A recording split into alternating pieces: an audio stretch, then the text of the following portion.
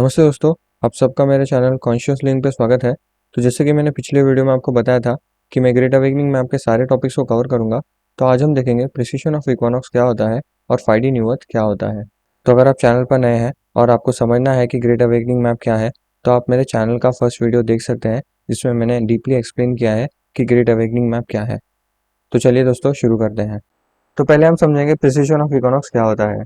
तो इसे समझने के लिए हमें इसे दो स्टैंड पॉइंट से देखना होगा। तो जो पहला है वो है precession of equinox on the basis of earth axis, जिसे हम एक्साइल प्रिसिशन भी बोलते हैं। और जो दूसरा है वो है precession of equinox on the basis of sun's revolution around serious.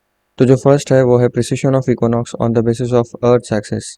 अब ये क्या होता है? तो जैसे कि हम सब जानते हैं कि अर्थ का दो मोशन होता है।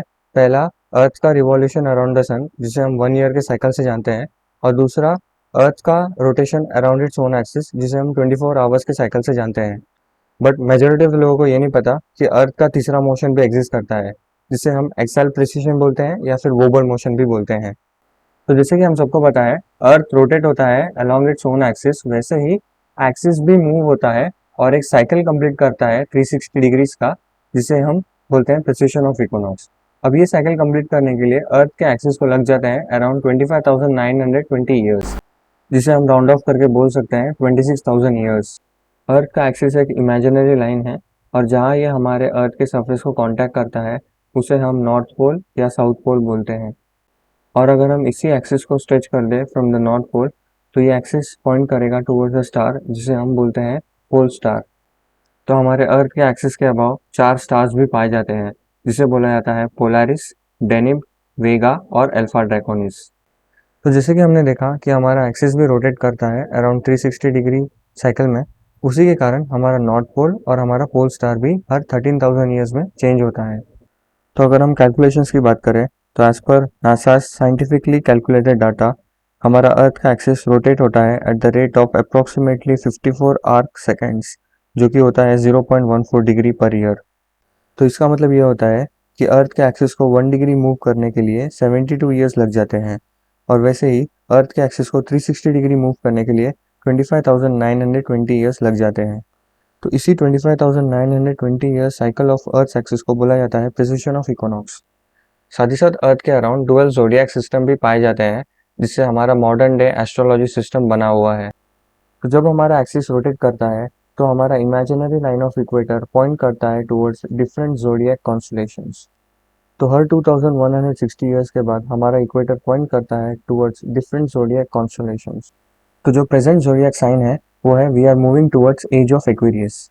तो अब हम देखेंगे सेकंड स्टैंड पॉइंट से, जो कि है precession of equinox on the basis of sun's revolution around the Sirius. तो जैसे कि हमने पिछले वीडियो में देखा कि हमारा सन भी रिवॉल्व करता है around the central sun of our Milky Way galaxy, जिसे हम सीरियस बोलते हैं। तो as per hour ancient researchers, astrologers और वैदिक एस्ट्रोलॉजर्स, इस साइकिल को कंप्लीट करने के लिए हमारे सन को लग जाते हैं अराउंड 25,900 ईयर्स, जिसका एवरेज होता है 24,000 ईयर्स। ये नंबर एग्जैक्टली मैच करता है हमारे प्रिसिशन ऑफ अर्थ एक्सिस से। क्योंकि हमारे यूनिवर्स में सब कुछ कनेक्टेड है, इसीलिए ये दोनों नंबर एग्जैक्टली मैच करते हैं। तो इसी साइकिल को रेफरेंस लेते हुए हमारे इंडिया के ग्रेट सेंट श्री युक्तेश्वर गिरी ने अपने बुक द होली साइंस में युगा साइकिल्स को एक्सप्लेन किया है। इस युगा साइकिल को 2 स्टेजेस में डिवाइड किया है। पहला है 12,000 ईयर्स ऑफ असेंडिंग साइकिल और दूसरा है 12,000 ईयर्स ऑफ डिसेंडिंग साइकिल। और साथ ही साथ इसी असेंडिंग और डिसेंडिंग साइकिल को श्री युक्तेश्वर जी ने 4 पार्ट में डिवाइड किया है। जो पहला है वो है 4,800 ईयर्स ऑफ सतयुग, दूसरा है 3,600 ईयर्स ऑफ त्रेता युग, तीसरा है 2,400 ईयर्स ऑफ द्वापर युग और जो चौथा है वो है 1,200 ईयर्स ऑफ कलयुग।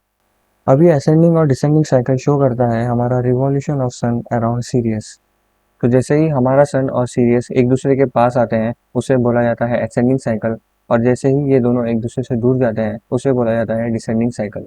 तो इसी 12,000 ईयर्स ऑफ असेंडिंग साइकिल और 12,000 ईयर्स ऑफ डिसेंडिंग साइकिल को यूज किया गया है श्री युक्तेश्वर गिरी के युगा साइकिल्स में। तो according to Shri Yukteswar Giri and various researchers and astrologers, जब भी हमारा सन और सीरियस एक दूसरे के करीब आते हैं उसी टाइम पीरियड में सतयुग होता है, और जैसे ही ये एक दूसरे से दूर जाते हैं उसी टाइम पीरियड में त्रेता, द्वापर और कलयुग भी होता है। साथ ही साथ ये भी ऑब्जर्व किया गया है कि जब भी हमारा सन और सीरियस एक दूसरे के करीब आते हैं उसी टाइम पीरियड में ह्यूमैनिटी का कॉन्शियसनेस लेवल और इंटेलिजेंस में रेज होता है, और जब भी ये एक दूसरे से दूर जाते हैं उसी टाइम पीरियड में ह्यूमैनिटी का कॉन्शियसनेस लेवल और इंटेलिजेंस लेवल फॉल हो जाता है। तो अब सवाल ये उठता है कि जो 24,000 ईयर्स का साइकिल है वो युगा साइकिल में कब खत्म होता है और अब प्रेजेंट टाइम कौन सा है। तो according to Shri Yukteswar ji 24,000 years का साइकिल कंप्लीट होता है युगा साइकिल के कलयुग में। तो अगर हम प्रेजेंट टाइम की बात करें तो एज पर मायन कैलेंडर्स ये 24,000 ईयर्स का साइकिल कंप्लीट होता है 2012 में। साथ ही साथ एंशियंट रिसर्चर्स और एस्ट्रोलॉजर्स ने ये भी ऑब्जर्व किया है कि जब भी हमारा 24,000 ईयर्स का साइकिल कंप्लीट होता है तब हमारा अर्थ का एक्सिस एग्जैक्टली अलाइनमेंट में होता है पोलैरिस स्टार के। तो पोलैरिस हमारे अर्थ का पोल स्टार है जिसे हम नॉर्थ पोल स्टार भी बोलते हैं। तो अगर हम इस ऑब्जर्वेशन और कैलकुलेशन को क्रॉस चेक करें with the recent study of NASA in 2017, तो इस स्टडी में ये बताया गया है कि 2017 के कुछ ईयर्स पहले ही हमारा अर्थ का एक्सिस अलाइनमेंट में आ चुका है पोलैरिस स्टार के। तो अगर हम मिनिमम 5 ईयर्स बिफोर 2017 पकड़े तो ये ईयर आता है 2012, जो कि एग्जैक्टली मैच करता है मायन कैलेंडर के डेट से। इससे हमें ये समझ में आता है कि मायन कैलेंडर्स के कैलकुलेशन सही हैं और हमें इससे ये भी समझ में आता है कि कलयुग 2012 में ख़त्म हो चुका है और अब हम असेंडिंग साइकिल ऑफ द्वापर में हैं। तो वेस्टर्नर्स असेंडिंग साइकिल ऑफ द्वापर को भी गोल्डन एज में कंसिडर करते हैं और अगर हम युगा साइकिल के स्टैंड पॉइंट से देखें तो हम अब असेंडिंग साइकिल ऑफ द्वापर में हैं और मूव कर रहे हैं टुवर्ड्स द सतयुग जिसे हम गोल्डन एज भी बोलते हैं। तो अब हम देखेंगे 5D न्यू अर्थ क्या होता है।